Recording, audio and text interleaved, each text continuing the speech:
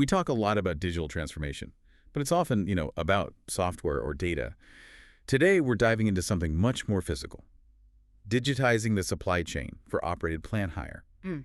specifically vacuum excavation, or Vac Ex. Right. And it might sound really niche, but this is critical stuff. If you're on a major infrastructure project, Vac X is what stops you from hitting a high voltage cable. The problem is hiring one is still stuck in the 90s. It causes this Monday morning panic. That's a great way to put it. So instead of managing a site, senior people are just stuck on the phone. Exactly. It's a huge resource drain. And that's where a platform like Vac Ex Dispatch comes in.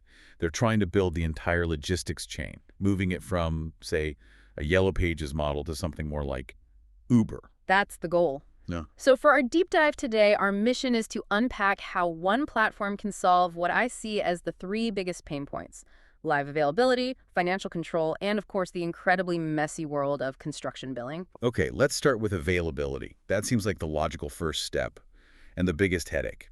In the old world, you're just calling around, hoping someone checks a whiteboard in an office somewhere. That's literally it, a whiteboard in a depot.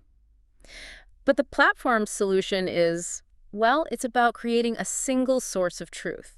A project manager, a PM, logs in, and they can see real-time availability, not just from one supplier, but across the entire network. And that alone must just eliminate so many delays. It's a game changer, but getting the machine is only part one. Right.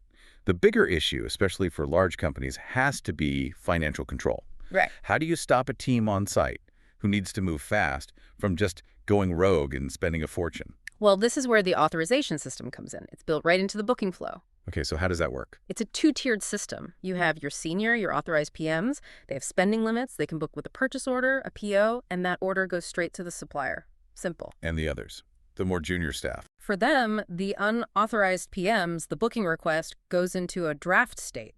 And that immediately triggers a notification to the trade owner. The person who actually holds the budget. Precisely, the one with the checkbook. They then get a fixed window, 48 hours, to approve it or kill it. That makes sense. But, is that 48-hour window fast enough? If a PM needs a machine on site tomorrow morning, isn't that a bottleneck? It's a calculated trade-off. The PM can still reserve the machine so they get the speed they need on site, but the financial commitment, the final sign-off, rests with the trade owner. It enforces governance without, grinding the project to a halt. Okay, so you've got the machine booked and the spending is under control. What about the supplier? The friction point is always the money. Construction billing is famously messy, wrong PO numbers, lost invoices.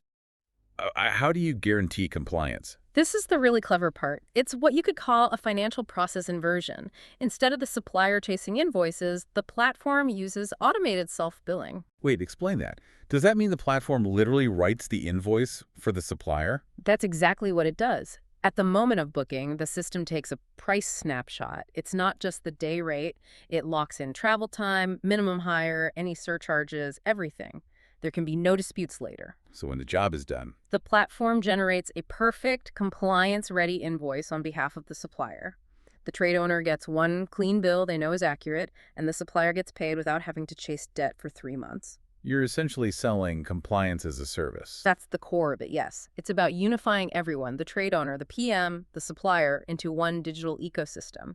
It solves that fundamental friction between I need a machine and I need to get paid. It gives a chaotic, phone-heavy industry a modern operating system. So here's a thought to leave you with. Is a niche-heavy logistics industry like vacuum excavation can be fully digitized through smart authorization and self-billing, what other archaic, paper-based industries out there are just waiting to be transformed into compliance-as-a-service platforms? Something to think about.